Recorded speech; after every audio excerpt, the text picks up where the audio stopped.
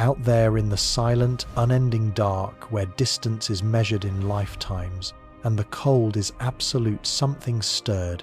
For uncounted millennia, it had drifted a ghost in the abyss, a frozen remnant from the dawn of our solar system.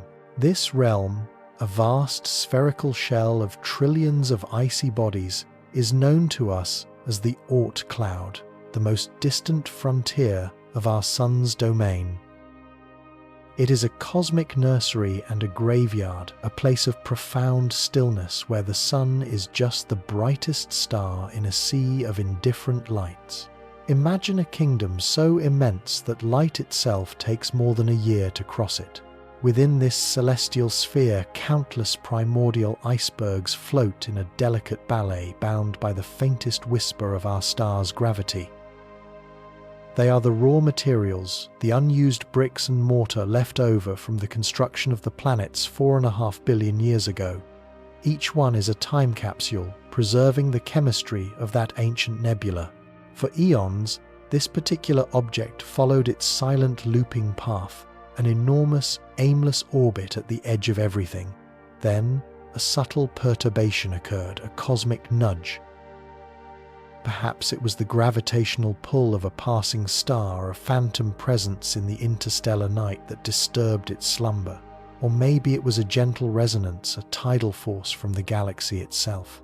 The cause is lost to the immensity of time, but the effect was definitive. Its stable, leisurely existence was over. A new trajectory was set, a one-way fall spanning thousands of generations. It began the long pilgrimage inward toward the fire. On Earth, empires rose and fell. Languages were born and faded into memory. Humanity looked to the sky, charting the predictable dance of planets and stars. But this traveler remained unseen, an invisible spectre crossing the immense voids between the outer worlds. It passed the orbits of Neptune and Uranus, still a dark, inert object, its frozen heart, yet to be awakened by the distant sun's warmth. It moved through the realm of Saturn and Jupiter, its velocity increasing with every passing moment, a captive of the inexorable pull of the solar furnace ahead. Then, in the early years of the 21st century, our sentinels noticed. They are not human eyes, but robotic ones, tireless and ever vigilant. The Asteroid Terrestrial Impact Last Alert System, or ATLAS, a network of telescopes designed to scan the heavens for potential threats. On a routine night of automated surveillance, the system flagged a faint smudge of light, an unregistered mover against the static backdrop of distant galaxies. It was designated C2025K1 Atlas, a formal name for an object of profound antiquity. The designation itself tells a story. The C indicates it is a non-periodic comet, a visitor on an open orbit that will not return for many thousands or perhaps even millions of years. A transient guest in our inner solar system. 2025K1 marks the time of its discovery and its sequence in the celestial ledger. But this sterile nomenclature belied the spectacle that was to come. Astronomers calculated its path, a trajectory of terrifying proximity to our star. It was classified as a sungrazer, a member of an exclusive club of cosmic daredevils. The history of sun-grazing comets is a dramatic and often tragic one. We have seen them before, these icy sojourners that choose a path of solar immersion. Comet Ison, the great hope of 2013, was a spectacular example. It approached the Sun with great promise, expected to become a brilliant naked-eye object, but the combined forces of overwhelming gravity and unbearable heat were too much. Ison flew into the solar corona and never came out, disintegrating into a cloud of dust and gas, its journey ending in a fiery death. This is the expected fate for most who challenge the Sun so directly. So, as C2025K1 Atlas plunged toward its perihelion, its closest approach to the Sun, the scientific community watched with bated breath and a sense of grim expectation. This was not merely a flyby, it was an ordeal, a trial by fire. Imagine a snowball trillions of tons of ice and rock hurtling through space at hundreds of thousands of miles per hour. Now imagine that snowball flying just a few million miles from the sun's surface. It enters a realm where the temperature leaps to millions of degrees, a furnace of unimaginable ferocity. The sun's radiation, a relentless blast of photons and charged particles, begins to violently strip away the comet's outer layers. The ancient ices, frozen for billions of years, do not melt. They sublimate, turning directly from solid into gas. Water, carbon dioxide, methane and ammonia, locked away since time's dawn, erupt from the nucleus in massive explosive jets. This outgassing creates a glowing atmosphere around the nucleus, the coma. The solar wind then sweeps this material away, forming the iconic tails that can stretch for millions of miles across space. Simultaneously, the sun's gravity asserts its dominance. The tidal forces are immense, a cosmic tug-of-war that tries to rip the comet's fragile nucleus apart. Fissures can form and deepen, causing the entire structure to fracture and dissipate. This is the crucible. An object forged in the deepest cold of interstellar space is now subjected to the most extreme heat and stress our system can offer. It is the ultimate test of its structural integrity. Most do not pass. But C 2025K1 Atlas was different. It plunged into the inferno, disappearing into the blinding glare of our star. For days it was lost to our view, its fate unknown. Telescopes waited, pointing at the region of space where it was predicted to emerge. Was this another Ison? Another ephemeral visitor, consumed by the very star it came to greet? Then against all odds, it reappeared, a faint but distinct point of light moving out from the sun's corona. It had survived. The celestial wanderer had flown through the heart of the fire and emerged, scarred and battered, but fundamentally intact. It was a moment of profound triumph and deepening mystery. This primordial iceberg was tougher than expected, composed of more resilient stuff. Its survival alone made it an object of intense scientific interest. But as it moved away from the sun and into the darker skies, observers began to notice something else, something truly strange. Something that challenged our fundamental understanding of these cosmic visitors. It was the color. Comets, for the most part, adhere to a fairly predictable color palette. When we see them in photographs, particularly their glowing comas, they are often imbued with a striking ethereal green hue. This characteristic tint is not arbitrary. It is a direct result of their chemistry. The green glow is the spectral fingerprint of a specific molecule, diatomic carbon, or C2. Imagine two carbon atoms bonded together, a simple but crucial component of cometary ice. As the comet nears the sun, these molecules are released and float in the coma. The sun's ultraviolet radiation then bombards them with energy. This process is akin to charging a fluorescent light. The UV light excites the C2 molecules, kicking their electrons into a higher energy state. But this state is unstable. Almost immediately, the electrons fall back to their original level. As they do, they release the excess energy in the form of a photon, a particle of light. For diatomic carbon, this emission occurs at a very specific wavelength, one that our eyes perceive as a vibrant, ghostly green. A similar process happens with the cyanogen radical, a carbon-nitrogen pair, which adds a hint of blue and violet to the mix. This green and blue luminescence is the classic cometary signature. But C 2205K1 Atlas was not green. It was not blue. As it receded from the sun, its full glory becoming visible against the black telescopes revealed a startling and beautiful anomaly. The comet glowed with a warm, rich golden red coloration. It was the color of embers of a dying fire of a celestial sunset. This was not just unusual, it was profoundly weird.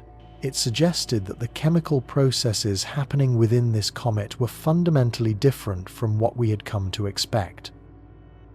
The question echoed through observatories worldwide. Why? The first and most straightforward hypothesis centered on dust.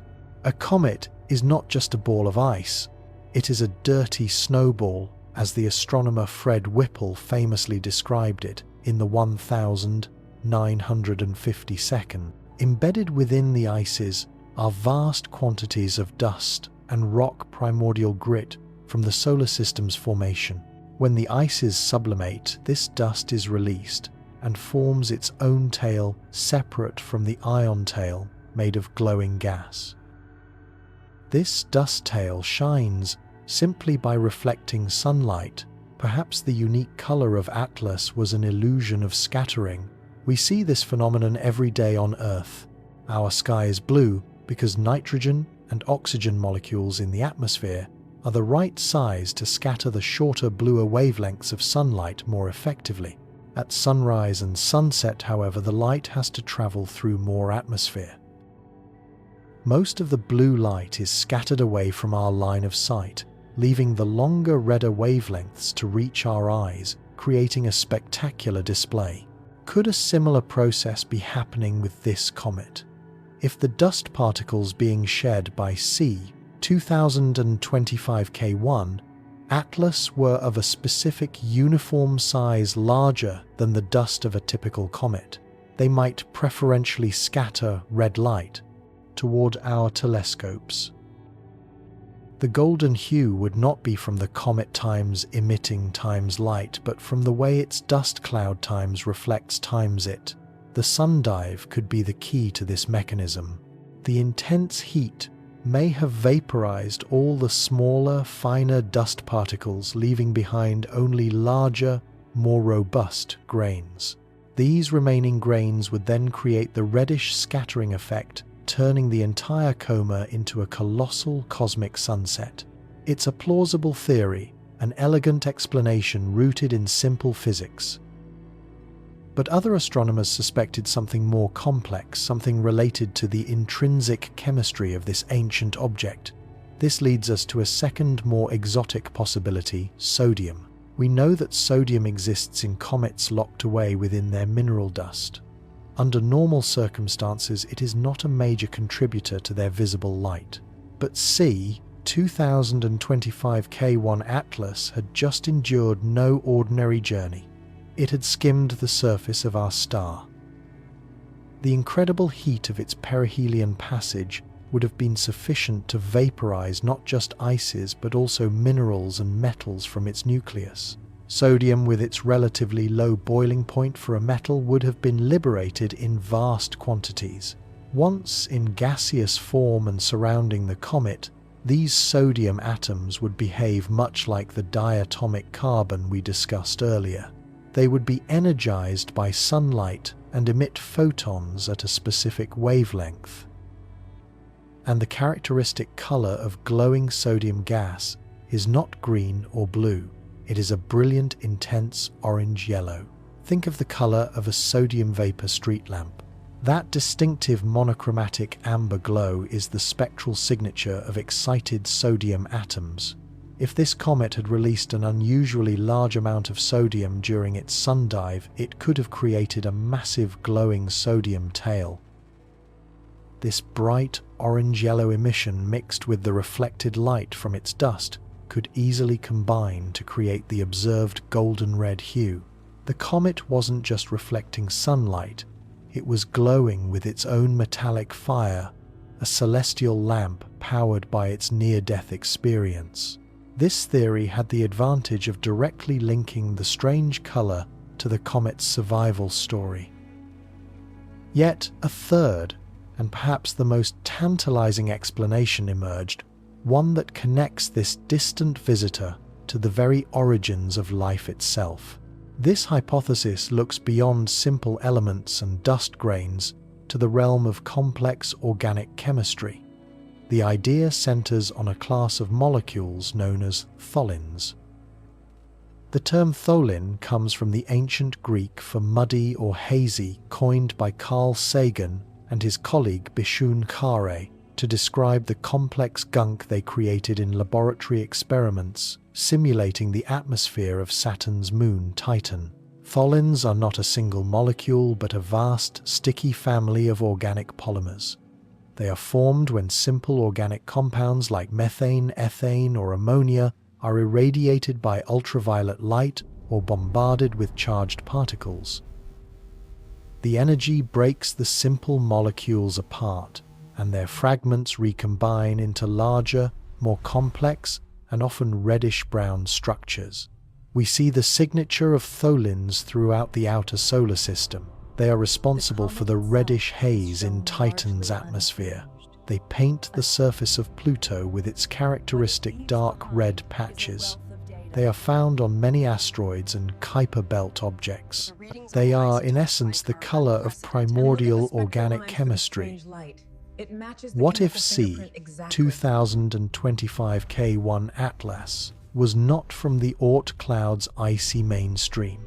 What if it originated in a region of the primordial solar nebula that was exceptionally rich in the simple organic compounds that form tholins over billions of years in the deep freeze of the outer dark?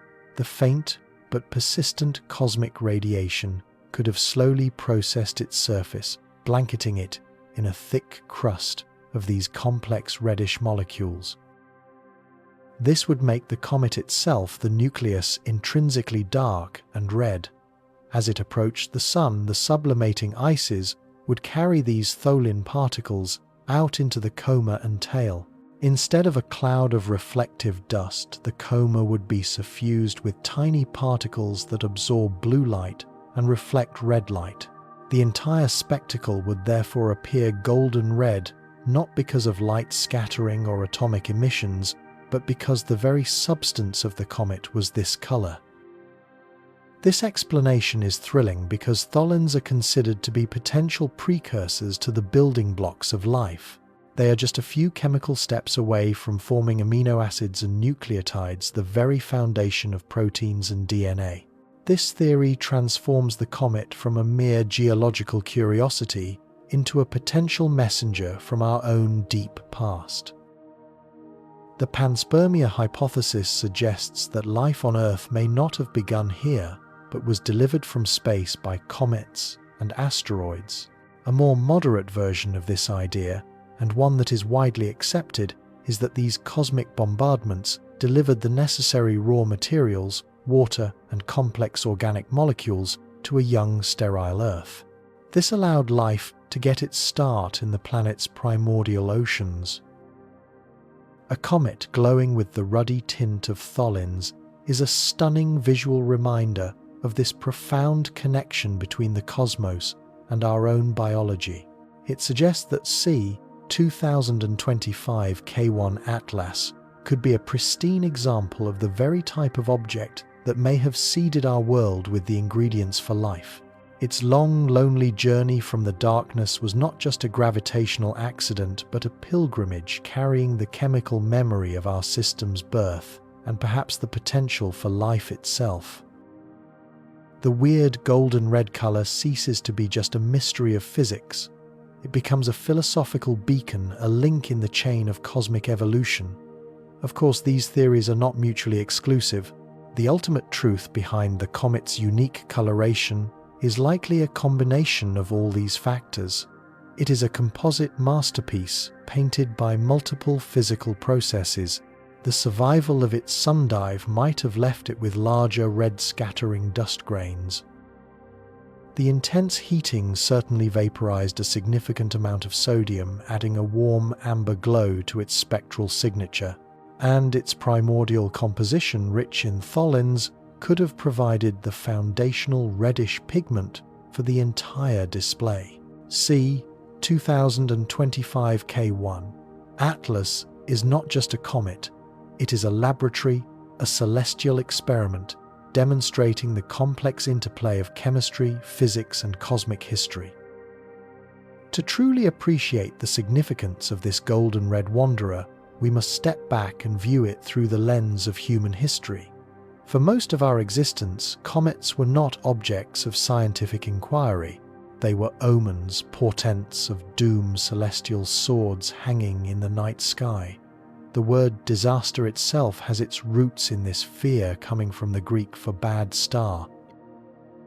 The Bayeux Tapestry, which chronicles the Norman conquest of England in 1066, famously depicts King Harold cowering as Halley's comet blazes overhead, a clear sign to the people of the time that their world was about to be upended. These hairy stars, as they were called, were unpredictable, ethereal, and seemed to violate the perfect clockwork order of the heavens. The first great shift in our understanding came in the 16th century with the Danish astronomer Tycho Brahe. By meticulously observing a bright comet in 1577 from different locations, he used the principle of parallax to prove that the comet was much farther away than the Moon residing among the planets. This was a revolutionary act. It moved comets from the realm of atmospheric weather like clouds or lightning to the domain of astronomy. They were not earthly omens, but true citizens of the cosmos. A century later, Isaac Newton's laws of universal gravitation provided the mathematical framework to understand their motion. It was his friend Edmund Halley who painstakingly applied these new laws to the historical records of various cometary appearances. He noticed a striking similarity in the orbits of the comets of 153, 11607, and 1682. He made a bold and unprecedented prediction that these were not three separate comets, but a single object, and it would return again in the year 1758. Halley did not live to see his prediction come true, but when the comet appeared on Christmas night of that year right on schedule, it was a monumental victory for science and reason. Comets were no longer supernatural terrors, but predictable physical objects bound by the same laws that govern the fall of an apple.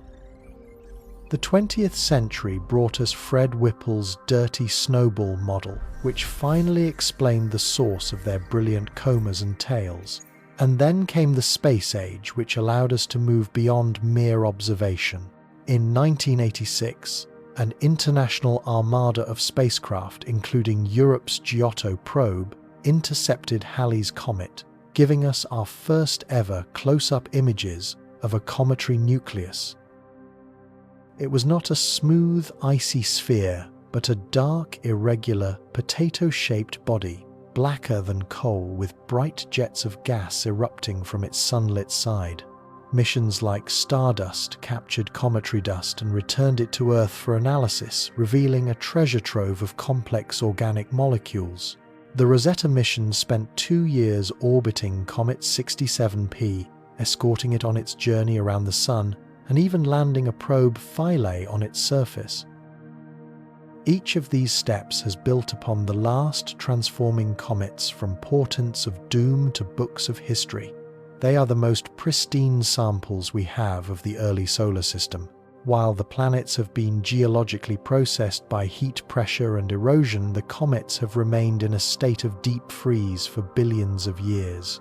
Studying their composition is like performing an archaeological dig on the very foundations of our cosmic home. And that is why a comet like C 2025K1 Atlas is so profoundly important. Its survival tells us something about the formation of the Oort cloud. Perhaps there are two populations of comets out there: fragile, loosely packed snowballs like Ison, and denser, more robust bodies like Atlas, capable of weathering a solar passage. Its unique golden red color provides a new set of chemical clues. It forces us to reconsider the distribution of materials like sodium and organic tholins in the primordial solar nebula. It suggests that the building blocks of our solar system were not as uniformly mixed as we might have thought. There were regional variations, pockets of unusual chemistry, and this comet is a messenger from one such long-lost province. As C 2025 K1 Atlas continues its journey. It moves back out into the cold and the dark.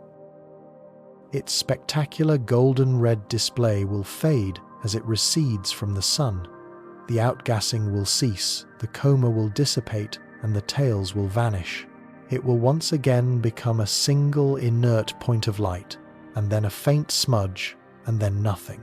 It will cross the orbits of the outer planets, its velocity slowly decreasing as it climbs back up the sun's immense gravitational well.